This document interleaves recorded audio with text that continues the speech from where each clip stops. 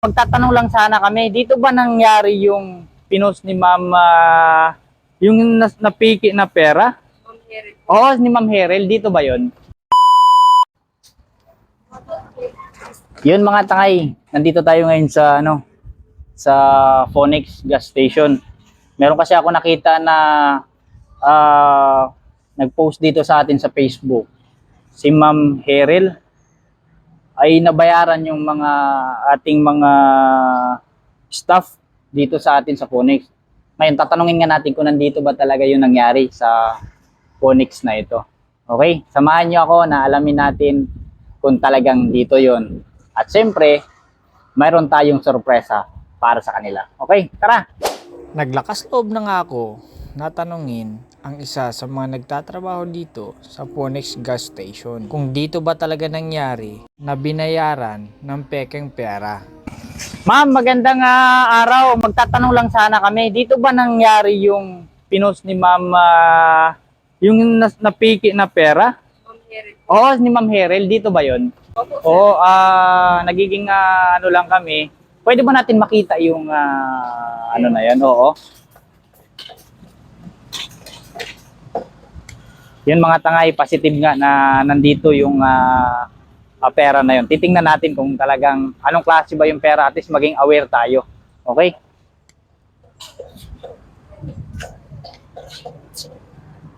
Okay, ito. Flix Play Money. Ayun mga tangay, ito nga yung yung pera. Ito kung mapapansin nyo, kala mo parang tunay din talaga, pero mas maliit siya kaysa sa tunay na pera. Ayan, sa likod may nakalagay na Flex Play Money. Okay, yan o. Yan, Flex Play Money. Dito yan dito yan, binayad ito sa Phoenix dito sa Barangay San Jose, Puerto Princesa City. Okay. So, ma'am, ano yung mangyayari nito? Halimbawa kayo, nabigyan kayo ng ganitong pera, ano yung mangyayari? Bali, Ganito sir, babayaran po namin ito lahat kaming naka-duty nung time na yun. ibig sabihin, hindi nyo alam kung sino yung naabutan sa inyo yan, parang ganon. Bali, Kasi gabi na rin po yun sir, mga 9:30 rin po. Flash cash po kasi namin ito pinakahuling pera sa okay, bali ang nangyari niyan is parang nag-remit kayo ng pera, ma'am, ito po yung sa akin, ito po yung sa akin. Parang ganon yung nangyari. Hindi po, isang Paano yun? ano lang po kami, isang lagay ng pera sa cashier po. Okay.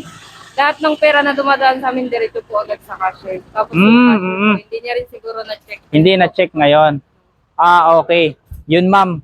Dahil diyan siyempre ako ranas ko bilang dati naging ahente rin ako pagdating pagdating sa ganyan, mabigyan tayo ng ganyang pera, yung mga punit na pera, yung pinagtatanggalan na ng mga kanilang mga ito yung ganito.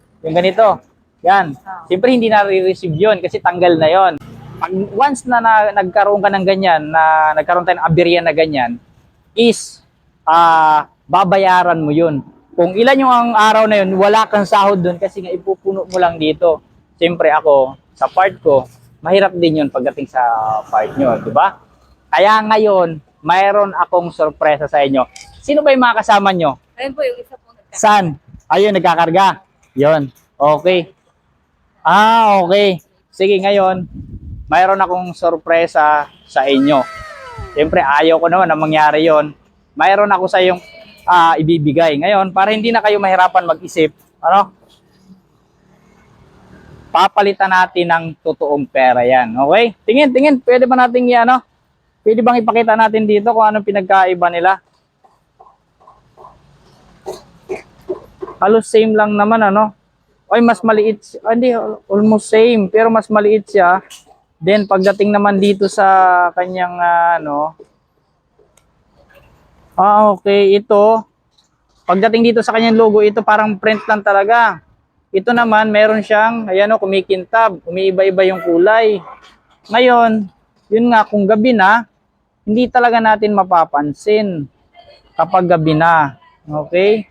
Then, pagkarating sa likod, yun, malayo ang kulay. Kasi ang kulay nito ay dark blue.